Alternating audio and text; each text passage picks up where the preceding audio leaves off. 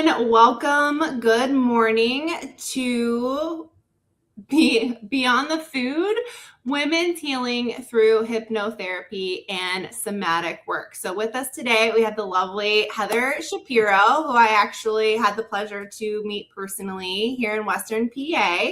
She is a consulting hypnotherapist and holistic healing facilitator. She is very well decorated with credentials from both the holistic and alternative space, but also having a master's in exercise physiology.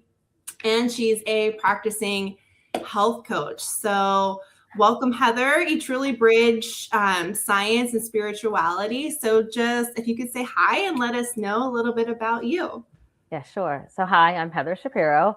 I started my business Embodied Synergy Holistic Healing about a year and a half ago now. My corporate job, as Courtney said, is a health coach for an insurance company. But I decided a couple of years ago, I really wanted to help people to go deeper, to get to like more root cause issues, root cause healing, and finding out like what really lies underneath. So although, working with diet and exercise and stuff can be very helpful, I found that like working with the subconscious mind and the body is where we store a lot of our stuff. And so I decided to get various certifications, like a toolbox, I call it, so that I can help people on a deeper level to uncover things so they can get more in touch with who they are underneath all of their patterns. Okay. And what was the importance of this for you? What really kind of led you down that path to say, this is the key for me? Honestly, so back in 2012, I was having some issues myself. I was having issues getting pregnant. I was having some health issues. And conventional medicine, although it was helpful, it didn't seem to really give me the answers. I wanted to know why my body and why my mind were doing the things that they were. There was a lot of unexplained things that they really couldn't answer. And so I started going down my own personal healing journey, working with different practitioners. And I met a particular practitioner who did chiropractic and energy work.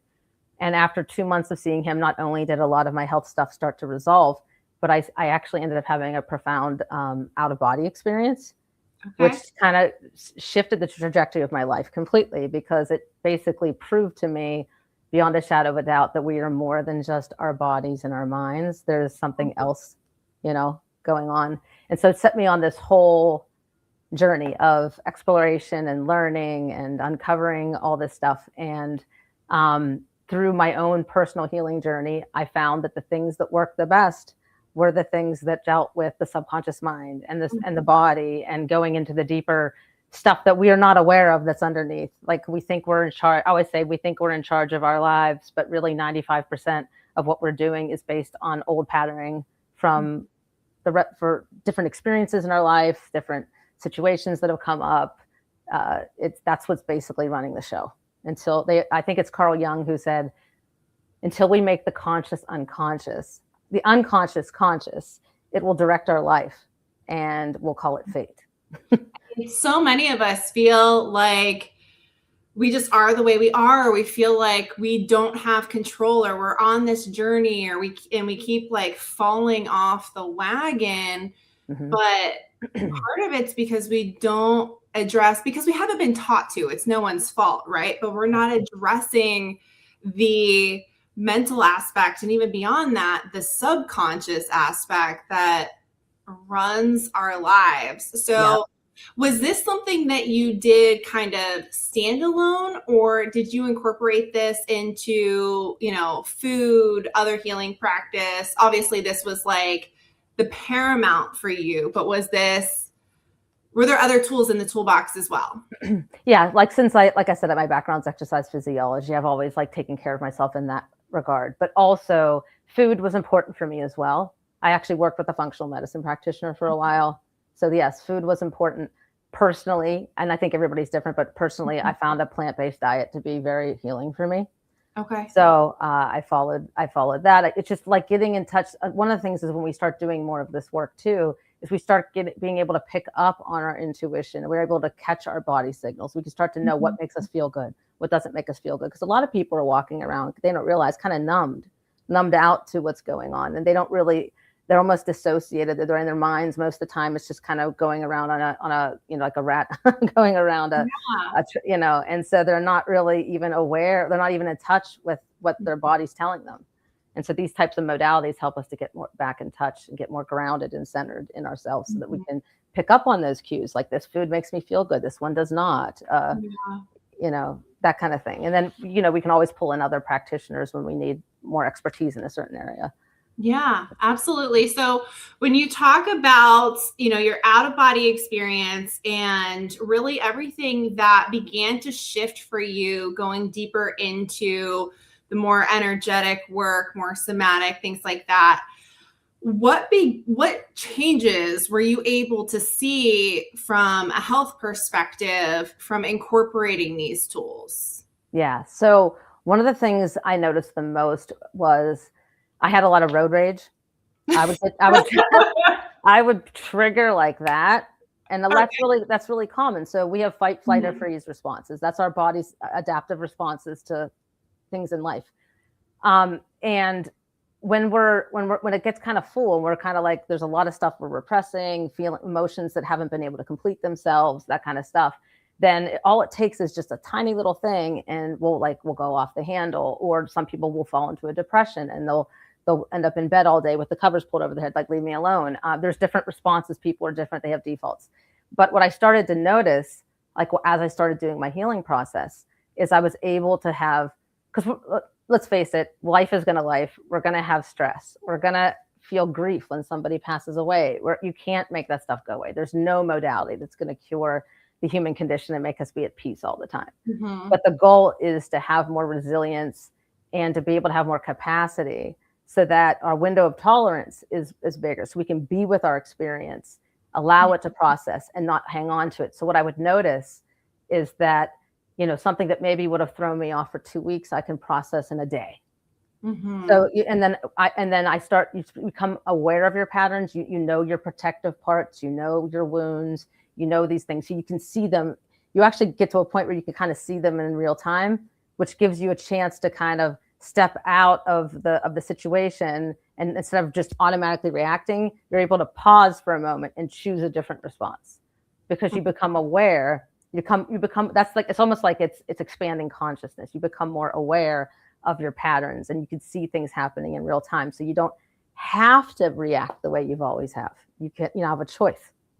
Yeah, absolutely. And that's something that I'm actually working on myself, and we're working on it with your 10-year-old as well, because a lot of us haven't been taught how to manage our emotions and how to respond rather than react. And I'm a work in progress. I will say I might actually need some of your help as well.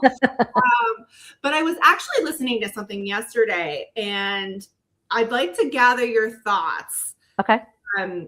They said she also helps women in a similar way, not the way you do, but to help them in the mess, like handle the messy stuff, because we're all going to have that. Now, obviously, when we deal with like talk therapy, you're going through and like unpacking all of that. Right. And I want to get into a little bit more about the subconscious, the hypnotherapy, and the somatics, and and go into detail of those. But how is this different from something like talk therapy? Right.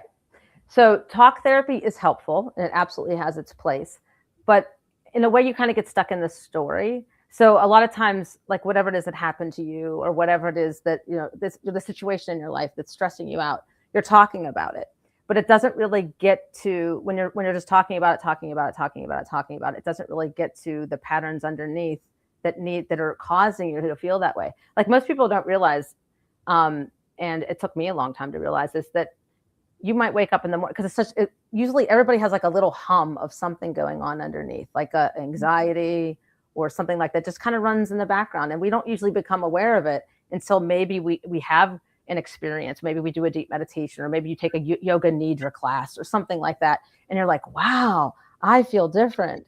And you don't realize you feel different until that hum isn't there. And so that hum just always kind of lays in the background until you process it.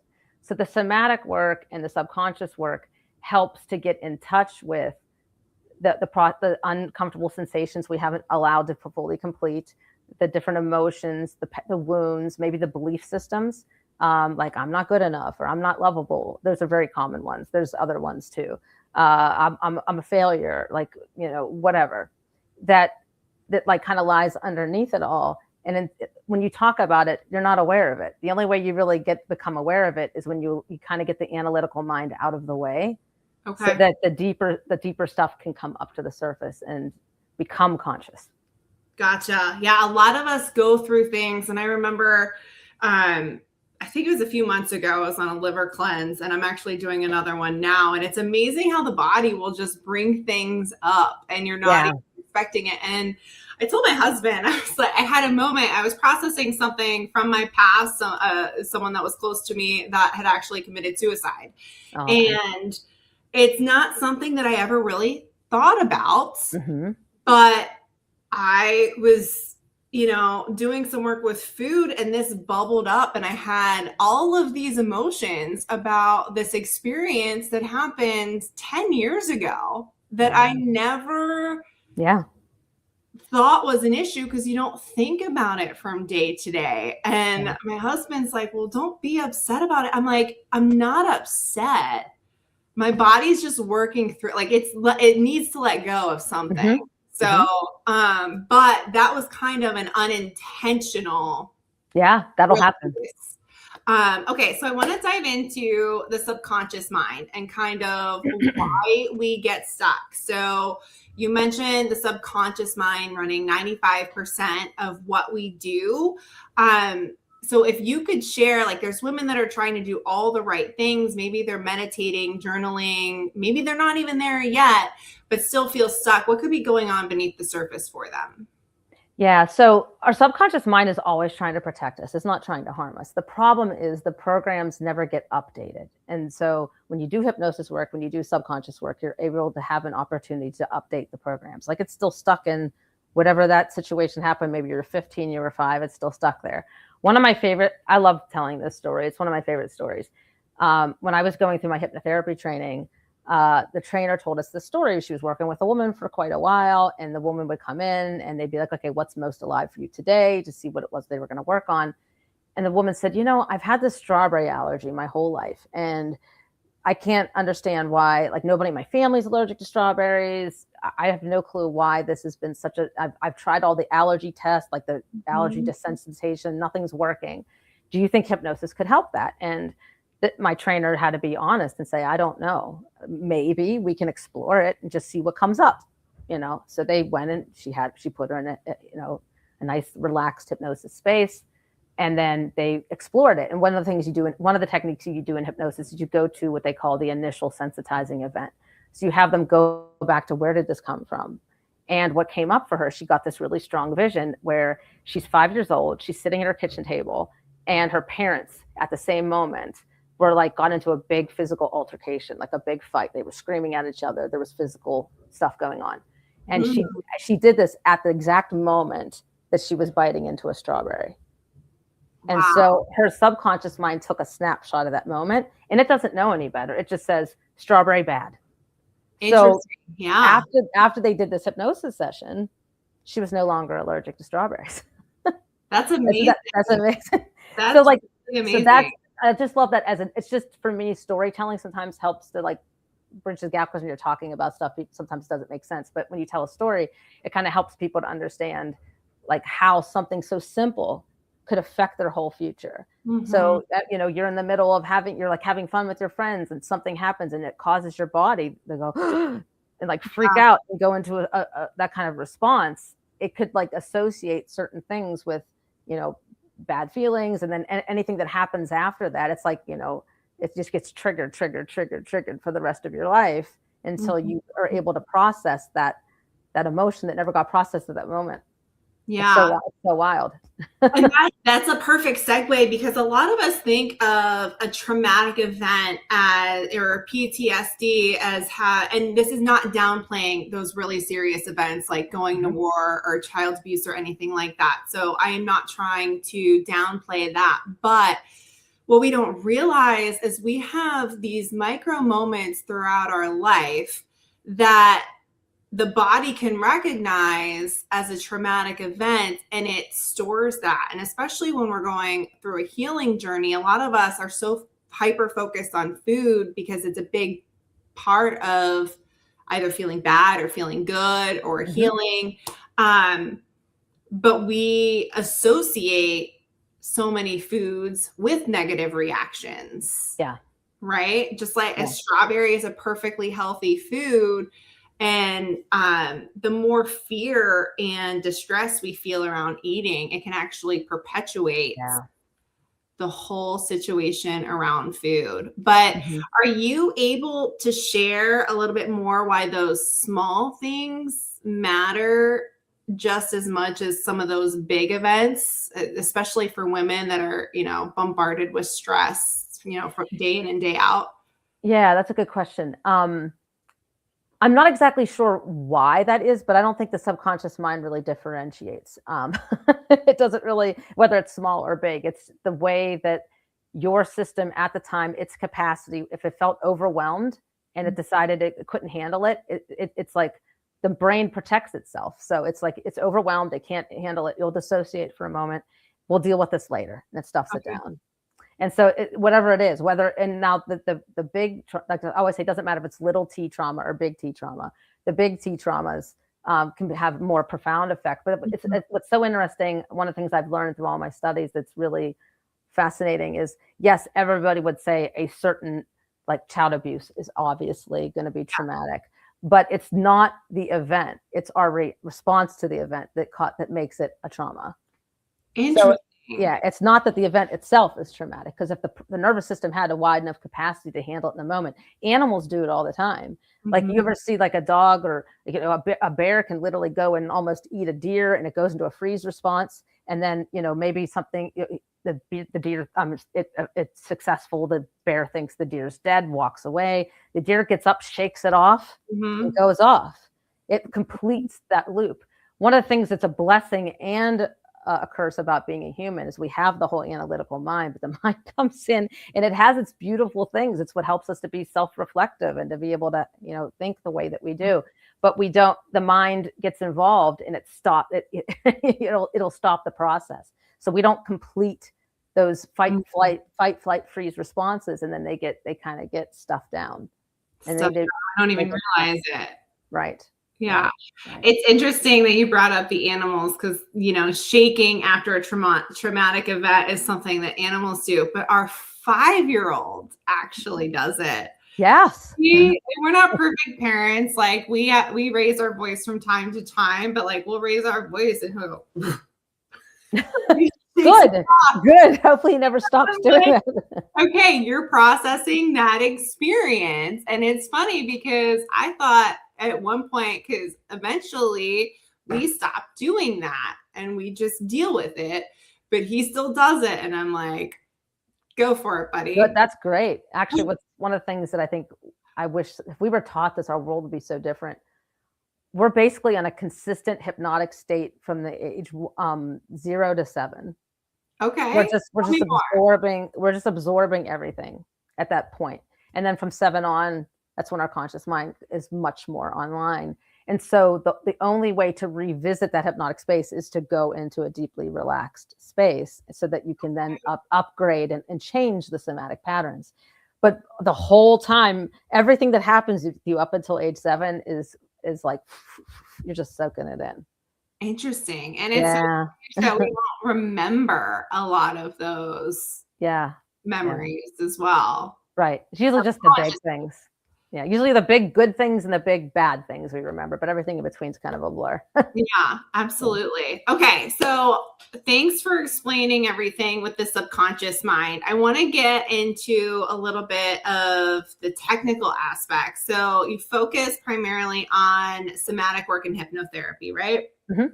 I guess we'll deal with those separately, although I'm sure they can be intertwined.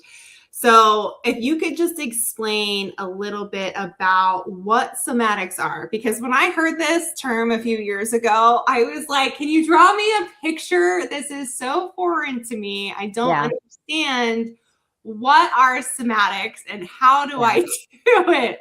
And I'm sure a lot of other people that, this isn't the space that they're studying, Right. they may have no idea. If you Yes, could I explain what know. that is, that'd be awesome. So what's so interesting, somatics just literally is just a fancy word for body. Okay. But unfortunately, it's gotten confused. So somatic work could be anything from yoga to anything that uses the body, Pilates, any of that stuff is somatics in a certain way. But when I'm talking about somatic work, what I mean is, so it's hard to explain because technically in Pennsylvania, if you're not a licensed therapist, you can't say therapy. Okay. So it's somatic therapy or a somatic session. We'll just put it that way, where you're talking with somebody else. You're not necessarily taking a yoga class. When I say that I do somatics, what I mean is I help people get in touch with their felt sense. So one thing that's really important with somatic work is that the person feels resourced. So when we say resourced, like safe. So we help them learn how to feel safe in their body first, because a lot of people don't realize that they're walking around dissociated, just completely in their heads, and they don't feel safe in the body, so they're constantly up in their heads. And just feeling, once they drop into the body, feeling those uncomfortable sensations, the feelings, the whatever is going on, it's not comfortable. So when we first start out with sessions, we're just helping the person to feel safe in their body. Once they feel safe in their body, we then can invite in certain triggers, whatever it is they want to work on, to then allow that to process it in this new safe space, so that if they don't get overwhelmed. Because if they get overwhelmed, see, that's another thing that's kind of really tricky in the wellness space right now. I'm not trying to downplay it, but there's a lot of like therapies out there that have these big cathartic releases. Like if you look at the reels with like breath work, where people are like shaking on the floor and freaking out and just having big emotional spews, and it can feel good in the moment, but it doesn't actually integrate. It's not a grounded way to process things. So once that experience is over, nothing really changed. They get triggered. Yeah. So in the type of somatic work that I do, and the way I've learned, which is the kind of the direction all of this is going, we've learned a lot. Science has learned a lot. Therapy has learned a lot. All this stuff has learned. All these different modalities have learned a lot through trial and error. That's how we learn. That the way that real shifts and changes happen is by doing it in a trauma-informed way, which is, we're not trying to overwhelm the system and have a big cathartic release. We're trying to get the person to feel safe and have a higher capacity to handle the experience of whatever it is that they need to process. So we can do it in little bits at a time, so that the system doesn't feel overwhelmed. It doesn't have to be this big, like, kind of release. Yeah. And it's interesting that you bring that up, because we see that, and oftentimes we're chasing that. Yes. Like we're not actually processing something if it's not this big ordeal. So you're saying that that's sometimes can be not beneficial. Right, because it doesn't end up landing in anything that actually sustains any real change. It's like a huge event, the body gets overwhelmed, you have this big release, and then doesn't change anything. Okay. Because you're not learning how to process it in the moment. You've had a release, but you've not learned how to actually feel safe. So therein lies the rub with working with you versus something like that. Okay. So that's super helpful. You mentioned us being in our heads, and a lot of us don't realize we don't even feel safe in our body. And I'm sitting here thinking, like, do I feel safe in my body? For sure. So how might someone know, or maybe you could say, what are some common similarities amongst people that are maybe living up in their head and not feeling safe in their body, that they might when you get stuck in loop patterns, like loop thoughts? Oh, that's me. Yeah. That's most people. Yeah, like that's very common. Like here's one thing I noticed about myself several months ago is like, because now that I'm becoming more aware, you get more sensitive to different things. I'm like, why? Nothing's wrong. Nothing's going on. There's no big catastrophe, but why do I feel this like low level anxiety going on? And like the body doesn't know what to do with that. So then it'll go up into the mind and start looping, it's always scanning for what's wrong. It's like you can almost catch yourself scanning for what's wrong. It's got to figure out something that it can fix, because that's the mind's job in a way. But then we're not in the present moment experiencing life. We're constantly in the past or in the future, like obsessing about the past or worried about the future. We're not able to actually live life in our current experience.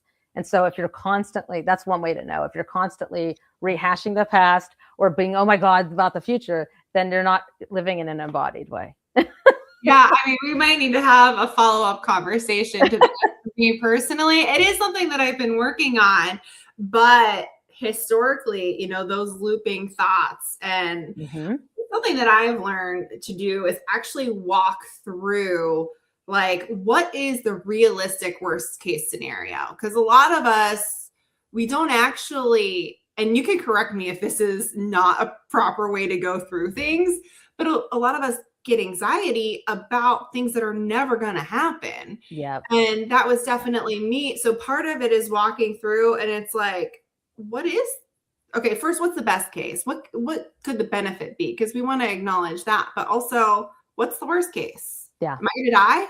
Yeah. Am I going to lose my house? Is it irreversible? Am I going to harm my family in some way? Right. Likely no. And if it were heading down that path, I would most likely have the opportunity to pump the brakes and turn the ship around. Right.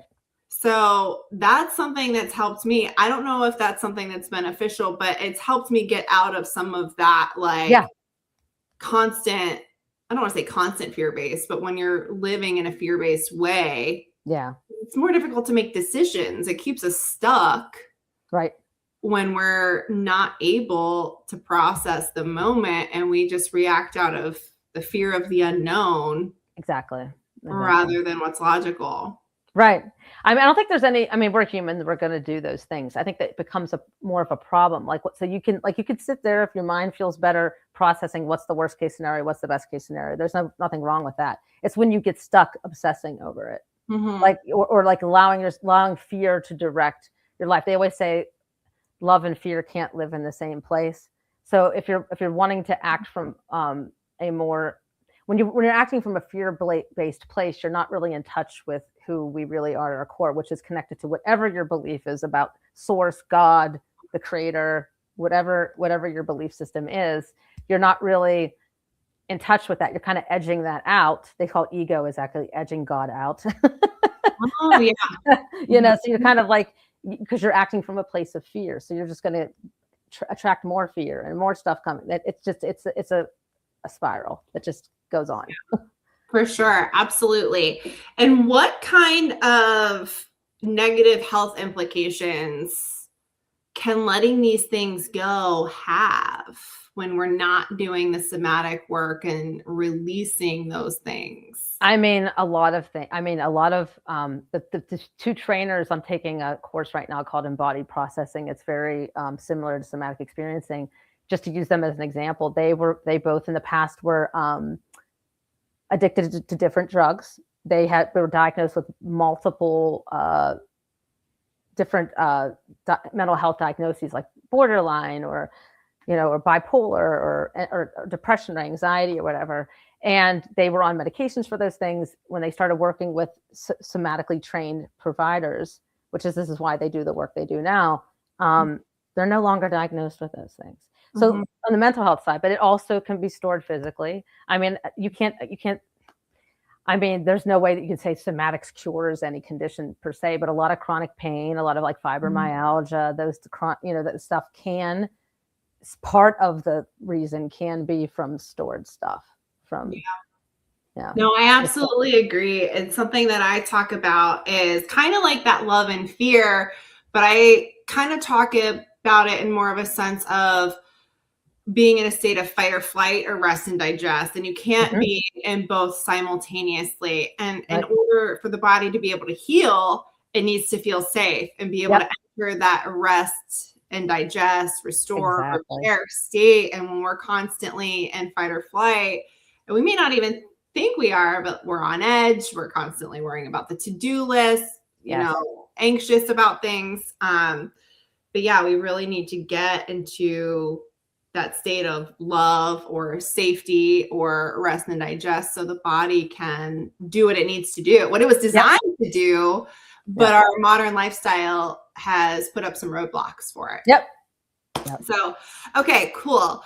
Hypnotherapy. I am super excited. And I know that you have a little bit of a time constraint. So I want to make sure we cover this, but I want to move on to that because it is so interesting to me. And a lot of people might think that hypnotherapy is something that's woo-woo or kind of shouldn't be touched because of, religious reasons or something like that. Can you just explain what hypnotherapy is? And then we'll get into the science and misconceptions because I'm super excited about this. Okay. Yeah. So hypnotherapy is not, it can be there. So a lot of people, unfortunately, have watched enough movies. They see like the stage hypnosis where someone clucks like a chicken or something, right? Now, hypnotherapists that are trained like that, they know how to pick out the people in the audience that will be, they call it somnambulistic, which means that someone that's able to drop like that, they pick those people out. They can tell they're trained to know how to do that. And they bring those people up to the stage. And then it does work. You can get people in this like really deep space where you're never going to get someone to do anything that's against their will. That will never happen. You're always in control. Even if you're all the way down, you're always in control. But most of the time, that's not what happens in a hypnosis session. Hypnosis is really just a deeply relaxed space. It's all it is like, it'd be similar to a meditation, similar to a really deep, like I said, like a yoga nidra class where you do like progressive muscle relaxation. You just, basically the only thing we're trying to do is we're trying to get the analytical mind to kind of step aside for a few minutes so we can uncover some deeper stuff. And the only way we do that is to get you just into a really relaxed, comfortable space. Most people don't realize that we go in and out of hypnosis all the time. So if you've ever driven to work and have no clue how the heck you've gotten there, you were in a hypnotic state. Interesting. So if when you wake up in the morning, not by an alarm, but if you wake up like naturally on a Saturday and you're like in that groggy space right between sleep and wakefulness, that's a hypnotic space. So you're fully in control. The practitioner can never make you do something against your will or something that you wouldn't do naturally. You're so in control that you can control how deep you allow yourself to go. So it's full. It's deep of it too, right? Like you have to be able to allow yourself, right? Which I can imagine is where somatics ties in, because if you're not feeling safe in the body to relax enough, then the hypnotherapy is not going to be as effective. Correct? Yes. Correct. Ding, ding, ding. No. What are some of the biggest misconceptions that, and you touched on a couple of them, but are there any other misconceptions that people come to you with? Let me think. I know there are. I'm just trying to think of what typically people you have. So like, for instance, a lot of times you can do hypnosis for like quitting smoking. You can do it for weight loss. You can do it for all kinds of things. But people sometimes think that it's just like an automatic thing. I mean, again, the person's in control. They have to want to make the shift for it to be successful. And I think one of the main misconceptions people are afraid of, like when I do a consult, is whether or not they're going to be, people are afraid to lose control, right? So they're afraid that they're going to, like, I'm going to be able to make some suggestions that's going to shift something in their brain. No. I mean, you're in control the whole time. You're not, you don't go unconscious. People think you go unconscious. Like you're like you're going to somehow be like, you're going to come out and be like, what just happened? That doesn't happen. There may be some moments that are slightly foggy, like, you know what I mean? Because you're in a deeply relaxed space, but you're fully aware. And if you want to like jump out of it in a minute, you can. Like if you wanted to come out of it, you could. Okay, that's good to know. And I think it's really important for people that are unsure about what hypnotherapy is for them to be aware of. So how can hypnotherapy help with the subconscious mind and overall with healing the body? Yeah. So there's different techniques that you can do in hypnosis. One of the things I do is called parts work. So some people that have done therapy might be familiar with internal family systems. So basically what it is we have these parts of ourselves. So we have like protector parts, exiled parts, it's a little bit too long to explain here, but basically we have these aspects, we'll say aspects of ourselves that we can kind of like separate ourselves from, because that helps us to see it objectively as not all of who we are, but like the overachiever, the perfectionist, the one who who has to prove themselves, the control freak, whatever. We all have our different archetypes, So when you're in hypnosis, you can be in a safe space, in a hypnotic space, and then you can invite these parts in to like work with them, to find out why they're doing what they're doing. What are they really trying to protect you from? And then usually it can go to like a younger part of yourself. Usually it's a trap thing, and then we have an opportunity to do some healing work there, like let their voice be heard, maybe reclaim some power that was given away to others, or voice something that needed to be said that never got to be said. And we kind of, in a sense, we can kind of like reparent those younger parts of ourselves, and we can negotiate with the protector parts to shift their roles. Like maybe, they think they're helping you, but like I said, things need to be updated. So sometimes the perfectionist needs to understand that it doesn't need to be doing that anymore. And you can kind of like negotiate with that part of ourselves. Like, can we try doing this instead? Because this will be more beneficial to who I am now. We understand why you did what you did back then, but we don't need that. We don't need that in our life right now. It's actually hindering me from moving forward, So you can do stuff like that. You can also do what I was talking about with the strawberry, where you can regress back to like an initial event. Like we're not usually aware. Like some people are like terrified to drive through a tunnel and they have no clue why. And sometimes it could have been something that happened. It could be even like seemingly unrelated. But when you get into a relaxed state, sometimes you have access to those memories and those that came from something that happened when you were 7 or something, and you have no idea.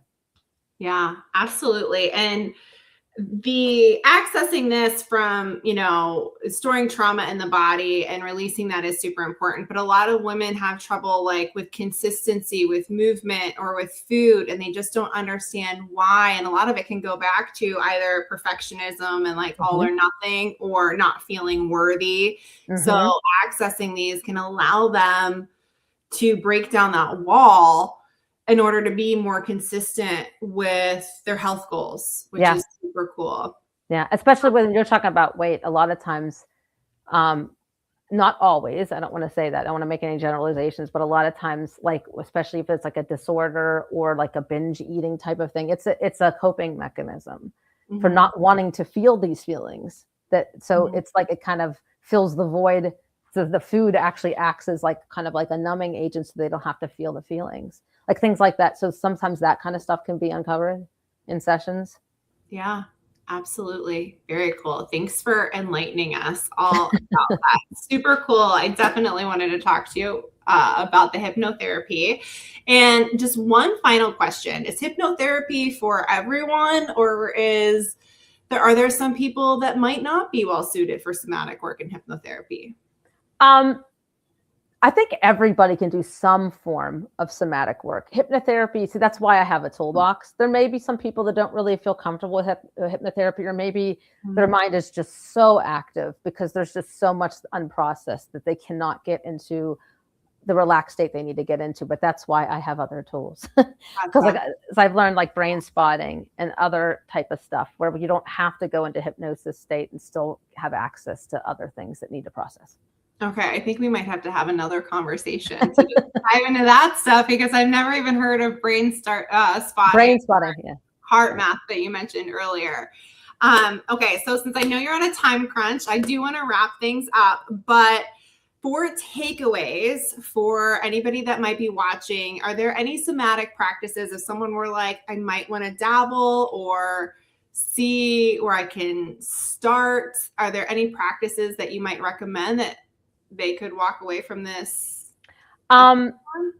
Typically like just like as like a nervous system regulation tool, like you're feeling really kind of keyed up, like a very common, easy one is to like literally just have like one hand on your heart, one hand on your abdomen, because that's like a grounding type of a thing. And if you do an inhale, but when you exhale, if the exhale is longer than the inhale, it naturally brings the body into a parasympathetic state. It's just a natural calming down type of a thing. That's a very easy nervous system regulation tool. Also, if you're feeling really keyed up, sometimes shaking, like just getting up and shaking it out, just like you were saying that your son does, or sometimes that can help. Dance parties also help. Dance parties. Yes. I'm a Yes, fan of the exactly. dance party. So is our 10-year-old. Yeah, those long breaths are, it sounds so simple, but I know people don't want to believe that it's true, but science shows that if you do it consistently, that's the thing. You have to actually, and that's one of the things I do when I work with people is one of the sessions I always do is like a foundation session where I teach them how to map their own nervous system and then give them tools to take home and practice so that, because if you just go to sessions and you're not doing anything in between the sessions, you're going to be limited on actually. So you want to be shifting things in your actual everyday life, like being more aware of, oh, I'm in this state now. That means I'm wearing my red colored glasses. What can I do to shift things? And then you have a list of tools that you can use, because so this way you're doing stuff at home. You're not just processing during the session. Very cool. No, that's great. Finally, where can people find you? Do you work with people online or only in person? And if they were to connect with you, what's the best way to connect? Okay. So my business is Embodied Synergy Holistic Healing. So my website is literally embodiedsynergyholistic.healing.com. That's the best way, because all the forms and everything that you can fill out to book a free consult. I offer a free consult with everybody to make sure that we're a good fit and to make sure that people feel comfortable. So that's the best way to get a hold of me. There was another question you asked, and I don't remember what it was. Work with people online? Oh, yes. That just left my head. Yes, I work online and in person. If you're in the Pittsburgh area, I have an office in Bellevue. But even if you are in Pittsburgh, if you prefer online, everything I do in person can also be done online. Okay. Awesome. Any parting shots or any thoughts for the people that might be skeptical or not sure if it would work for them? Yeah, I would just say, if you've been feeling like you're kind of stuck, you've tried a lot of different things. One of the things I like to tell people is we can only do so much on our own. It's not that it's not absolutely helpful to like Google nervous system regulation tools or watch a reel on something, but the science shows, and this is one of the things I've learned through a lot of my training, is that co-regulation with a person who is holding space for you is where healing really starts to shift and happen. Okay. So whether it's a therapist, a somatic practitioner, having somebody that knows that you feel comfortable with to be able to hold space and be another anchor of safety is usually where the change really starts to happen. So doing the stuff on your own is great, but usually if you're feeling stuck, you're feeling like things aren't really going anywhere, finding somebody that you resonate with that can hold that space for you is absolutely going to take you to the next level of healing. Okay. Good advice. Absolutely. I mean, we can, and we're in the age of information, and we can learn anything online, especially with AI, but it's really having that guide that's going to walk through it with you and show you where to go, because everybody hits those plateaus, right? So to show you what's next and how to get there in a way that's not overwhelming. Right. Exactly. Right? Exactly. Very cool. Well, I know you have another event this afternoon, so I just want to say thank you again. Check out Heather's website to anybody that's catching this. I'll pop it in the description below, or if you have any questions for Heather, feel free to email her. I'll put her email address in there as well. And I hope everyone has a wonderful afternoon, and I'll talk to you later. Thank you, everybody. Thank you, Courtney.